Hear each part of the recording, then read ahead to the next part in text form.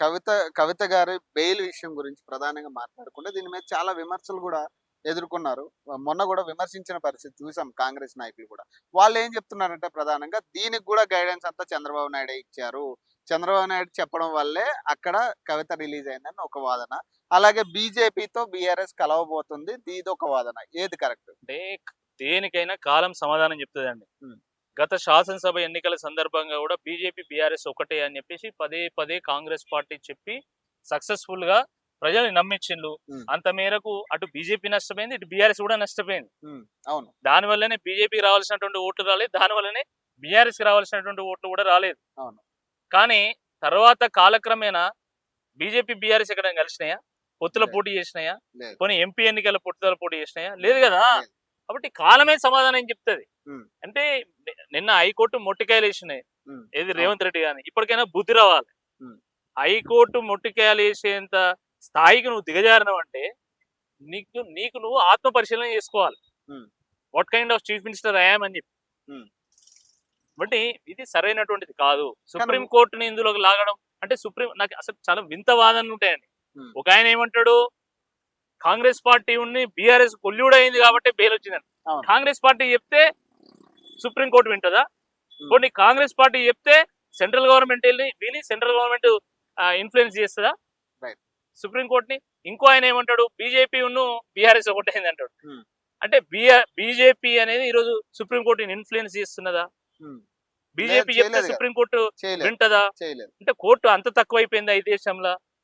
ఇది సరైనటువంటిది కాదు. రైట్. అంటే ఇప్పుడు మనం సచివాలయం దగ్గర ఉన్నాము. ఎస్. చూడొచ్చు అంటే ఇక్కడ కూడా తెలుగు తల్లి విగ్రహం పెడతా అని తెలంగాణ తల్లి విగ్రహం పెడతా అని వాళ్ళు ప్రపోజల్ పెట్టిర్రు. మరి అక్కడ మీరు ఏదైతే తెలంగాణ తల్లి విగ్రహం పెట్టాలనుకున్నారో అక్కడ రాజీవ్ గాంధీ గారి విగ్రహం వస్తదంటారు మరి. ఏంటి మరి దీని మీద ఏం మాట్లాడతారు ఇప్పుడు? ఇప్పుడు రాజీవ్ గాంధీ గారిని అగౌరవపరచాలని ఎవరికి లేదండి. తెలంగాణ రైట్. ప్రజలకు కూడా ఎవరికి లేదు. కానీ కాంగ్రెస్ పార్టీకి ఉన్నట్టున్నది. హ్మ్. ఎట్లా అంటారు? అందుకనే ఈ రచ్చకు రాజీవ్ గాంధీని వీక్షిస్తున్నది. హ్మ్. సిగ్గుండాల కొంచెమన్నా. ఈ దేశంలో ఎన్ని ఎయిర్పోర్ట్లకు ఇంకా మీరు రాజీవ్ గాంధీ పేరు పెడతారు? ఎన్ని ఇన్స్టిట్యూషన్స్ కి మీరు రాజీవ్ గాంధీ పేరు పెడతారు? ఎన్ని భవన్స్ కి మీరు ఇంకా రాజీవ్ గాంధీ పేరు పెడతారు? రైట్. ఎన్ని చౌరస్తాలలో మీరు రాజీవ్ గాంధీ బొమ్మ పెడతారని అడుగుతున్నా. అంటే రాజీవ్ గాంధీ, సోనియా గాంధీ, రాహుల్ గాంధీ, ఇందిరా గాంధీ, నెహ్రూ తప్ప ఈ దేశానికి ఎవరు లేరా? ఇంకా మేమంతా అంటే ఎవరు పరిపాలన సెట్ గారా? హ్మ్. తెలంగాణకు ఐడెంటిటీ వద్దా? 1200 మంది ఆత్మ బలిదానం చేసుకొని తెలంగాణ తల్లిని బానిస విముక్తి చేస్తే ఈరోజు మీరు సెక్రటేరియట్ కొత్తగా కట్టుకున్నటువంటి సెక్రటేరియట్ ముందు కూడా తెలంగాణ తల్లి విగ్రహాన్ని పెట్టనీయరా? హ్మ్. అంటే తెలంగాణ ప్రజలు అంత అగ్గువగా కనబడుతున్నదా మీకు? హ్మ్. రాజీవ్ గాంధీకును తెలంగాణకు ఉన్నటువంటి అనుబంధం ఏందో ఒకసారి నాకు చెప్పండి, నాకు అర్థం కాదు. హ్మ్. ఏంది అనుబంధం అని అడుగుతున్నా. చలో సరే, ఆయన దేశ ప్రధాని, హ్మ్. ఆయన గౌరవం ఇవ్వాలి. రాజీవ్ గాంధీ ఇంటర్నేషనల్ ఎయిర్పోర్ట్ ఉన్నది కదా, ఉంది. రాజీవ్ గాంధీ IIIT ఉన్నది కదా, సరిపోదా? ఇంకెన్ని కావాలి? కొత్తగా కట్టుకున్నటువంటి సెక్రటేరియట్ ముందు కూడా రాజీవ్ గాంధీ విగ్రహం పెట్టాలా? హ్మ్. తెలంగాణ తల్లి విగ్రహం పెట్టకూడదా? తెలంగాణకు ఐడెంటిటీ వద్దా? తెలంగాణ సంస్కృతి, తెలంగాణ సాంప్రదాయాలు, తెలంగాణ భౌగోళిక పరిస్థితులకు ఆనవాలు తెలంగాణ తల్లి, ప్రతీక తెలంగాణ తల్లి, తెలంగాణ ఆత్మ గౌరవానికి ప్రతీక తెలంగాణ తల్లి, అంటే మొన్న కూడా తెలంగాణ పట్టుదల, తెలంగాణ పౌరుషము, తెలంగాణ ప్రతిష్టకు ఆనవాళ్ళు ప్రతీక తెలంగాణ తల్లి. అలాంటి తెలంగాణ తల్లి విగ్రహాన్ని సెక్రటేరియట్ ముందు పెడతా అంటే అడ్డుకోవడానికి నువ్వెవడు అసలు? హ్మ్. నీకెవడు అధికారం ఇచ్చిండు? హ్మ్.